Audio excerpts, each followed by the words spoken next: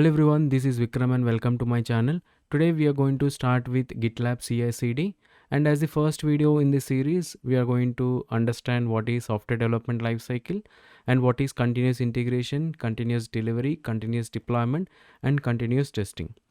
And these are the various contents that are going to be covered as a part of this GitLab CI/CD series. We'll see what is CI/CD, GitLab Overview, account creation in GitLab, and do some basic Git operations using the Git CLI. We'll also understand how to set up GitLab locally using the Docker, that is running GitLab as the Docker container, and run some basic pipelines using GitLab CI. We'll understand what are runners and in how many ways we can set up the runners. So basically runners are the agents that execute your GitLab CI jobs. So the runner can be running in the GitLab cloud, and also we can set up runners in the local machine. We'll understand what are GitLab variables, artifacts, and jobs and stages in the complete GitLab. And we are also going to add some more contents as and when it is needed in this series. Now imagine you are asked to develop an online shopping application. Probably you are the the first developer who is going to start working on this project. So this is the task. You are asked to develop an online shopping application. So we are talking about the only on the high level. So we won't talk about creating a project in Jira or getting all the requirements from the customer. So we are not going to talk at that level. So we are going to talk about the only the tools that we have learned so far. So what generally we do, we create a GitHub project, and then basically we'll add all the collaborators. Like if there are three developers working on three different kind of features, so all of them has to be added as the collaborators so that they will also get push rights to the project, right? And then for working on this project, so each one will create their own branches in their local repositories, and once they find that the branch can be pushed to the remote, so they will push those branches to the remote repositories. So everyone will push the branches to the remote. So now if I wanted to take his changes, so I can just pull those changes into my local repository. So this is how our Git work. We already seen this in Maven. Software development is not a very small process, so it has to go through a lot of stages, right? So what are the lot of stages? First you have to start writing your code in an IDE, get all the dependencies from the central repositories, and then we'll compile our source code.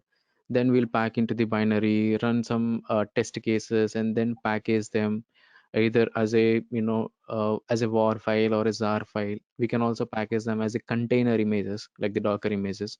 And then once these container images are ready, so we have to push them to the central repositories, right? So like the Docker hub, or you can set up your own repositories like the Nexus or the JFrog, right? So that other people can download your dependencies or the Docker images for the deployment. Okay, so basically, so this is not a one-time process, right? Because we are following a agile process. That means that we release every now and then. Okay, so we have the sprint cycles. So we'll come back to all these later.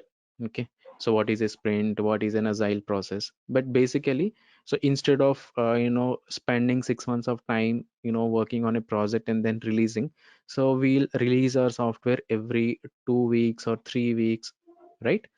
And then we'll test that software. Okay, so in this process, even if there is a requirement change, so we can easily adapt to that and requirements, right? Because after 3 weeks, when we are getting a new requirement, so obviously you can work on those new requirements.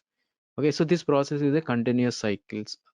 Okay, so you cannot do it manually. Basically we will opt for the build automation tools. Okay, so what are build automation tools?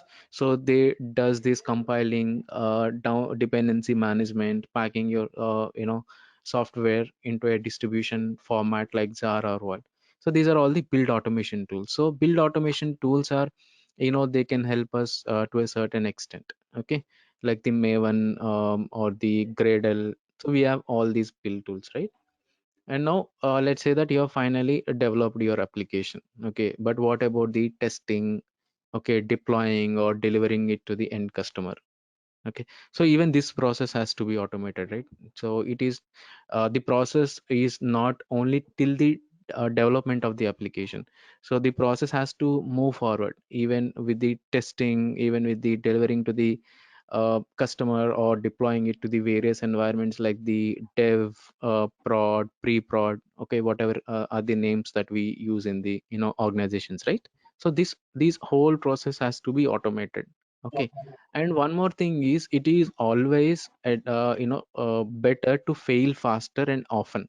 So why I'm saying fail faster means, if you're failing faster, then you are going to get time to fix bugs in the early stages of the development. It is not like that you developed a feature taking 6 months of time, then then you found out that that feature is not needed, then your 6 months of time is wasted, right? And also, if the software is failing faster, that means that you developed a piece of code now. So when you try to deploy it, so that code is not working, or it is failing some test cases, so immediately you can work on those fixes in the same on the same day or the next day, right? So instead of you failing in the production, you fail faster in the development stage itself. So now, what are the various stages of the DevOps? So we have the continuous development, okay, continuous testing. So where we continuously test our source code. That means that whenever you push your source code to the repositories, so immediately it has to be tested. Okay, it is not like you test once in a month or once in a 2 weeks. It's not like that. Okay, so every time you do a push, it has to be tested, and then it has to be integrated with the other other modules of the project, and you also have to do the integration testing, and then this has to go into the deployment. Okay? And once it is there in the production, we have to continuously monitor it. Okay, if you're not monitoring, you will not know how your application is performing in the real time, right? So these are the various phases of the DevOps. So modern software moves fast and demands more from the developers. Okay, so what this means is, so we have to release the software very frequently. We have to keep on changing the requirements according to the customer. Okay, so there are a lot of demand even from the customer side as well. So tools and concepts around CI/CD, okay, help developers deliver value faster and more transparently, because he cannot spend time testing his source code, developing, testing, and then deploying them manually, because even if the change is small, it has to go through a lot of stages, right? The compiling, deployment, etc. Okay, CI/CD revolves around basically three major processes in the development of the software or the software development life cycle. So one is the build, the other one is the test, and the other one is the deploy. So build, we are calling it as the continuous integration, where we continuously integrate the source code, and then we continuously test it, and we continuously deploy it. So Yes. now understand what is continuous integration. Okay. So what is continuous integration? So as the name itself suggests, it is integration. Okay. So we are integrating the code. Okay. So now, being a very good, very big project, one cannot work on the project alone, right? So there will be a lot of developers. Okay. So a lot of other engineers working on the project. Okay. So they use their own branches, and then they'll push the source code, okay, into the repositories. Okay. So now, what makes the complete application? It is not only his source code, right? Even his source code is needed, his source code is needed, everyone's source code has needed. So every time when someone pushes the source code, okay, so what generally generally should happen is, so we have to integrate the source code. What is when we integration? So we'll take the others code, or take the current snapshot in the Git repository, and then we'll run the build process, right? Build, test, and analyze. So we will also analyze the test results and all.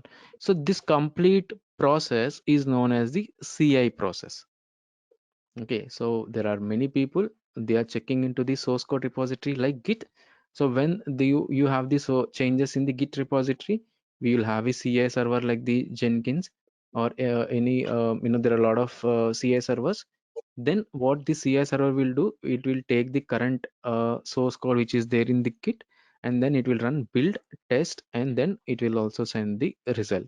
So if you are also configuring the result sent back to the the developer, so what you can do is, you can simply send it back to the developer like this. Okay, so let's say that the test failed. Okay, so one test is failed, so what we can do is we can immediately send an email back to the developer who checked in that code. Okay, let's say, so I checked in a feature. Okay, I was working on a one feature. Okay, that feature is like maybe downloading, giving a download option for a PDF file or whatever it may be. So I push those changes to the remote repository. So once this remote repository gets those changes, immediately CI server kicks in. It will take this source code into its own server through git clone. Okay, and then it will run the build commands, test and result. Let's say the test case is failed. Okay, then immediately it will send the response back to the developer that this particular source code has failed. Okay, so continuous integration, so one thing that you have to understand is, so continuous integration is not for the getting rid of bugs. Okay, it is for the detection of bugs at the earlier stages of the development. So the benefits would be fixing bugs quicker and faster, and you will have more frequent releases. So basically, generally how the CI process works, what happens is on each pull request. Okay, so if I have to, okay, there is a master, there is a dev line, and let's say that from here there are some features coming up. Okay, so someone branched out from this point, they are working. So this is one developer. So this is one more developer. Okay, he's working on feature 2. Okay, so now feature one branch, so developer is committing a lot. Okay, he is committing in this branch, and this guy is committing in his own branch. Okay, so now when this CI process should trigger? Okay, from where it has to trigger? So let's say this feature is properly tested by this developer, okay, in his local machine. Now he created a pull request to the development branch because he wants to merge the changes back to the development line. Now, once this PR is raised, pull request is raised, this point, what we can do is we can run the CI pipeline. What the CI pipeline will generally do, it will, whatever is the feature branch that he has, right? So it will clone that branch, it will build, test. If test cases are passing, then this pull request is closed. Okay, then his changes will be merged to the development line. Then this branch will be removed. Now feature 2. So this guy thought that his changes are completed. Again, he'll raise a PR back to the dev line. So this is about the merge commit that is going to come. But when it will come, once you raise a PR in the GitHub, automatically through webhooks, CI pipeline will be automatically triggered. CI pipeline will build and test. So once test is done, so you can send an email back to the developer or someone who is reviewing. So once he finds that the test cases are passing everything, so what he can do, he can go ahead and close this pull request. So this is PR based. So what are the other types? So there are a lot of types, right? So I can also invoke a CI pipeline every time I push to my own branch. That is also there. So I'm pushing to my own branch. At that time also I can create a CI pipeline. It is up to me. Okay, or else when I'm merging to some development branch, then I can invoke the CI pipeline. Basically, this is what we generally do. Okay, so why pull request is needed is, see, one cannot merge into the development branch just like that. Okay, he has to create a PR, then CI pipeline has to do all these build test. Once it is successful, then only this PR will be closed. Otherwise, what will do? This will PR will be rejected. Then the development has to make some more commits fixing those issues. Then again he'll create a PR. Yeah, so that is a continuous integration. But what about continuous testing? So continuous testing is also an important thing. So continuous testing is a software testing process that involves testing in every point of the development cycle. That means, so whatever test cases you are writing or whatever the source code you are writing, so those source code should not have any known vulnerabilities or anything. So your test cases should pass your whatever functions or methods you are writing. they should work properly. Okay, so these are all the continuous testing. So even you'll also scan your source code with the sonar cube. Okay, we'll come to the sonar cube. Okay, so this is the continuous testing part. So every time, so once you build your the source code, you have to run the test cases on it, so to see if the test cases are passing. Okay, and depending upon the the output, then only we can go ahead with the continuous deployment. Without testing, nothing should go into production. Okay, so what are the various test cases you have? We have the unit test cases. So unit test cases are the test cases for individual methods and functions. Okay, so we'll have the methods, we have the functions, right? So we call functions as methods. Basically, those are two different terms that are interchangeable, but usually functions and methods does the same work. Okay, unit testing means we are testing individual functions. Okay, but what about the integration testing? So integration testing means you will combine every module as a whole project, and then we'll run those test cases.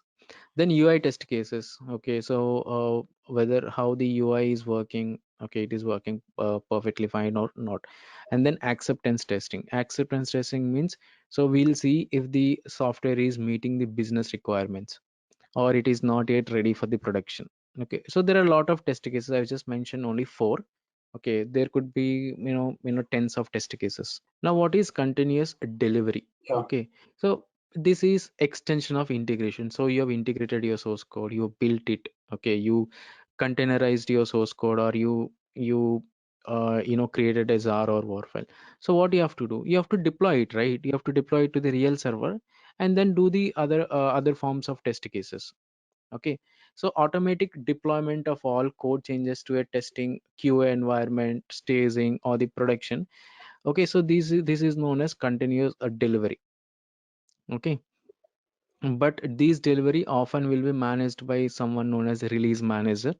Okay, so he has to approve the continuous delivery process. Okay, it is like, so we are delivering our final artifact. So if you see the the image, so what is this image? We have the CI/CD server sitting in the middle. Okay, and then we have the Git. So basically what we'll do, we'll clone it into the CI server, we'll build, test everything. So this is the integration part, right? So once integration is done, we have the CD part where the build artifact will be either containerized, okay, and run it as a container, or you can copy that into a server like a Tomcat server for the deployment. Okay, even in the CED part, so if the deployment is successful, you will send an email that deployment is successful. If the deployment is failed, you can say that deployment has failed. Continuous deployment, it is a one step further of the continuous delivery. Here all the changes that pass the verification steps, right, are released to production. Okay, automatically. So this process is completely automated. This is also known as customer release.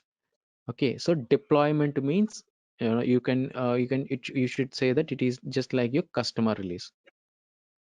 Okay, so delivery means you're delivering it to various environments like testing, QA, staging, or production, like that. So what is the difference? Okay, if it is continuous delivery, okay, so the deployment is production to the production is manual. But if it is continuous deployment, delivery to the production is completely automated. Yes. So continuous delivery is not equal to deployment. Okay, so remember, deployment is automated. Okay, delivery is not. Understood, guys? So what are the various Yeah. CI/CD tools we have? Okay, so we have Jenkins, we have cloud-based Jenkins, Travis CI, Circle CI, even we have the GitLab CI, and then GitHub has its own GitHub Actions. Okay, and then we have the Bamboo, TeamCity. Okay, so we also have the GitOps tools. Okay, one is the Argo CD, Flux CD. Okay, Jenkins X, even this also supports a GitOps principle. And then AWS. So these are all the tools that some are open source or some are paid. Okay, in coming to the cloud vendors, right? So they have their own versions of source code management, their own versions of CI, their own versions of CDs. Okay, for AWS we have the code commit. Okay, so we have the code pipeline.